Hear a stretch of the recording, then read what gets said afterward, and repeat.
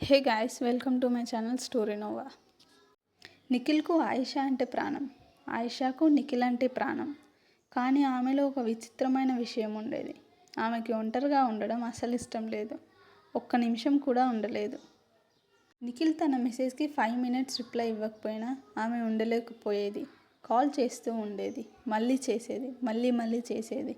నిఖిల్, నన్ను ఒంటరిగా వదిలేయకు అని ఎప్పుడూ చెప్పేది. నిఖిల్ తన్ని ఎందుకు ఇలా మాట్లాడుతున్నావు అని అడిగితే, ఎవరో నన్ను చూస్తున్నట్లు అనిపిస్తుంది అని తను ఎప్పుడూ చెప్పేది.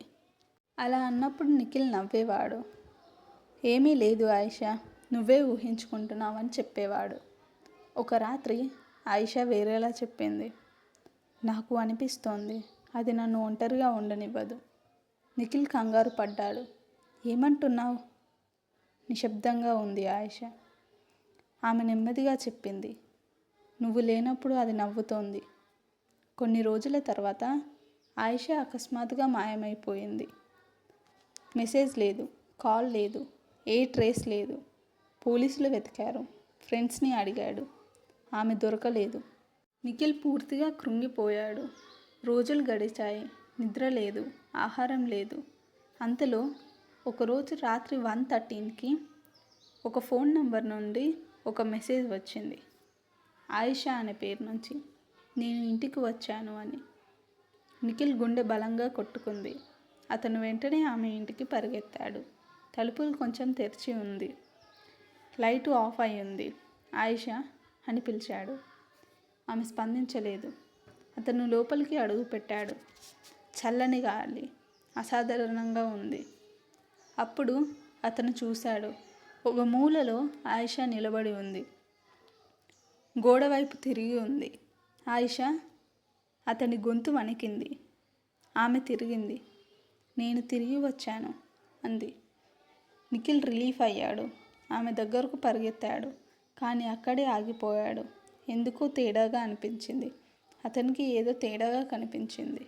ఆమె నీడ, అది సరిగ్గా లేదు. ఆమె నిలబడి ఉంది, కానీ ఆమె నీడ కదులుతూ ఉంది. నెమ్మదిగా చేతినెత్తింది. అతని దగ్గరకు ఎత్తింది. నిఖిల్ గడ్డగట్టిపోయాడు. ఆయిషా అని నిఖిల్ పిలిచి వెనక్కి తగ్గాడు. ఆమె దగ్గరకు వచ్చింది. భయపడకు అంది మృదువుగా. ఆమె గొంతు ఇంకా అదేలా ఉంది, ప్రేమగా. వాళ్ళు నన్ను ఒంటరిగా ఉండనివ్వలేదు. నిఖిల్ శ్వాస తీసుకోవడానికి కష్టపడ్డాడు. వాళ్ళు నాతో పాటు వచ్చారు, ఆమె నెమ్మదిగా చెప్పింది. ఆమె నీడ మళ్ళీ కదిలింది. ఈసారి అది అతని వైపు చూసింది. ఒక రాత్రి అతను ధైర్యంగా చూశాడు. నిఖిల్ చీకటిలో ఆయిషాని పిలిచాడు.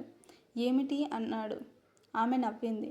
నువ్వు నన్ను ఒంటరిగా వదిలేవు కదా అని అడిగింది. అతను కాసేపు ఆగిపోయాడు. అతని వెనుక ఏదో కదిలింది, నెమ్మదిగా, భారీగా, దగ్గరగా. నేను వదలను అన్నాడు. ఆయిషా నవ్వు ఇంకా పెద్దదైంది. అప్పుడు చీకటిలో ఇంకా నవ్వులు కనిపించాయి. ఆమెవి కాదు. కానీ టెన్షన్ పడకు. ఆమె అతని చేతిని పట్టుకుంది చల్లగా. వాళ్ళకి నువ్వు నచ్చావు. కొన్ని రోజుల తర్వాత అన్నీ సాధారణంగా కనిపించాయి. ఆయిషా తిరిగి వచ్చింది, నవ్వుతుంది, మాట్లాడుతుంది, మునుపటిలాగానే. కానీ నిఖిల్ గమనించాడు, అతను ఒంటరిగా ఉన్నట్లు అతనికి అనిపించలేదు. అతను ఒంటరిగా లేడు అని అనిపించింది. నీడలు స్వల్పంగా కదులుతున్నాయి, అద్దాల్లో ప్రతిబింబంలా కనిపిస్తున్నాయి. తలుపులు గాలి లేకుండానే కదులుతున్నాయి. ప్రతి రాత్రి లైట్ ఆఫ్ చేసిన తర్వాత అతనికి అనిపించింది, ఎవరో అతని వెనుక ఎప్పుడూ నిలబడి ఉంటున్నారని. శ్వాస తీసుకుంటూ, చూస్తూ, ఎదురు చూస్తూ.